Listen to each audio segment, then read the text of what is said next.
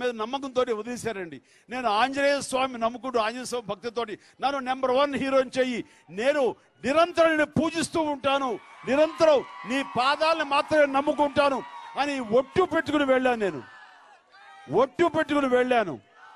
అది ఆ స్వామినే కోరుకున్నాను. ఆ స్వామి ఇచ్చాడా? నా మనసులోనే నేను నియంత్రించుకుని సబ్ కాన్షియస్ మైండ్ లో నేనే దాన్ని నియంత్రించుకున్నానా? అది డిస్కషన్ అనవసరం. బట్ ఆ స్వామి నన్ను ఈ పొజిషన్లో పెట్టాడు. నా కుటుంబం ఈ రోజు చాలా బాగుంది.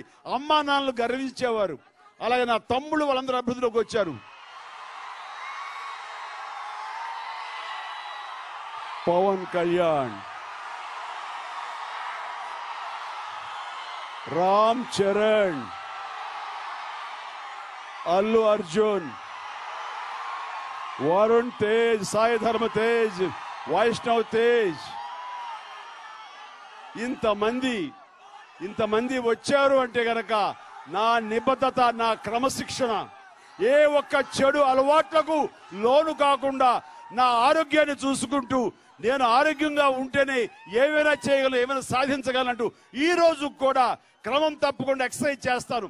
ఈ రోజు కూడా నేను ఆహార నియమాలు ఉంటాను. ఈ రోజు కూడా నేను చాలా డిసిప్లైన్ గా ఉంటాను. కాబట్టి ఈ రోజున వాల్టేరు వీరయ్యలో చూశారు. ఈ రోజున మీలో ఒక 4,000 మంది స్టూడెంట్స్ నా చిత్ర రూపంలో నిలబడి మీరు నాకు ఇచ్చినటువంటి గొప్ప గిఫ్ట్ ఈ రోజున. Thank you.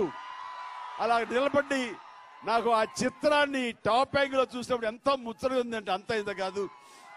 నేను ఆ చిత్రాన్ని నేను కాంప్లిమెంట్ గా తీసుకుంటూ దాన్ని నేను పదిలపరుచుకుంటాను నా జీవితాంతం. Thank you so much for that. కాబట్టి మీరందరూ కూడాను ఎలాంటి వ్యసనాలకి లోనైతే గనక మీ జీవితం దాంతో ఫుల్ స్టాప్ అయిపోతుంది. మీకు అది కావాలా? ఒక్కొక్కరు హైయెస్ట్ పొజిషన్కి వెళ్ళాలి, ఒక అబ్దుల్ కలాం లాగా వెళ్ళాలి, ఒక అద్భుతమైనటువంటి స్థాయికి వెళ్ళాలి మనందరం అని అనుకుంటే గనక ఈ రోజున చిన్న చిన్న ప్లెజర్స్, చిన్న చిన్న ఆనందాలు, చిన్నవన్నీ సాక్రిఫైస్ చేయాలి. చెయ్యండి. మీరు అద్భుతం